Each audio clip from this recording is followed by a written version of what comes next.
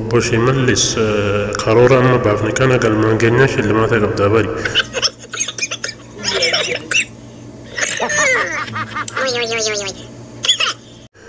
Mana jireenya dhuunfaatti mana kan namatti tolu siif jaarraman siif kennama jechuudha.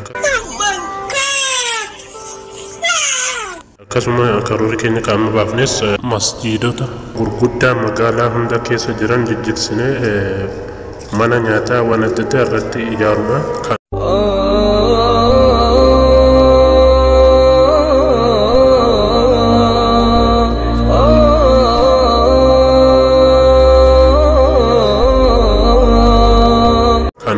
Waan kana hojirra oolchitee sana booda waan kan keenya argatta jechuudha. Ani duraanuu qalmaan barbaada abshir ajajamaan kee ammaan galmasii gaa. Hayyee wanti kun daddaffidan xumuramu maal yoo jette uummattoonni musliimaa yaa'in irratti bana waan ta'eef. Alaala beektaa miti waan hin ajajame ariifachiisee waan san xumura. Karoora keessan kana hayyeetti fufaagamee isin ilaalla. Kana biiroo keenyatti maaltu ol galcha? Rakkoon qabaate calluma jedhee hojii kan keetti fufe. Ani moo ajajamee moo mana jireenya siif ijaarama jette amman si agarsiisa. Congratulations hojii kan kee waan xumurteef kun manni kun mana keeti. Oh my god!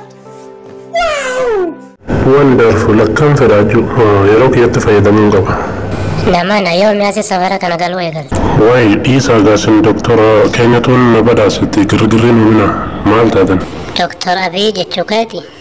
Ati dhugaatti amma mana kanaatu irra siif jira namoota mirga dhiibde kanarra ummatoota mirga dhiibaa jirtu kanarra. Ani waan ummatoota maaltu dhugashee waan dhimma kiyyaan ala. Hayyee arguuf teessaa Afrikaa.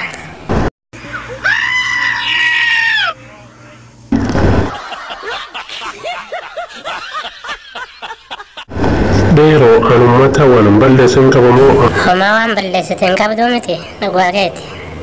Dhugaan kan keetuma beekte.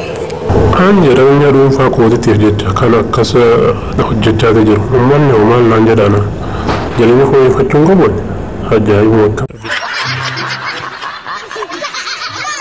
Viidiyoo keenya hedduutti bohaartan jedheen abdii qaba. Akkasuma xumura irratti subscribe gochuudhaan mallattoo notification kana tuqaasuun mallattoo kanarratti jalqaba irratti oldeeffadha.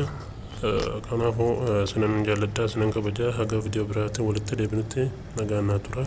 I love you so much.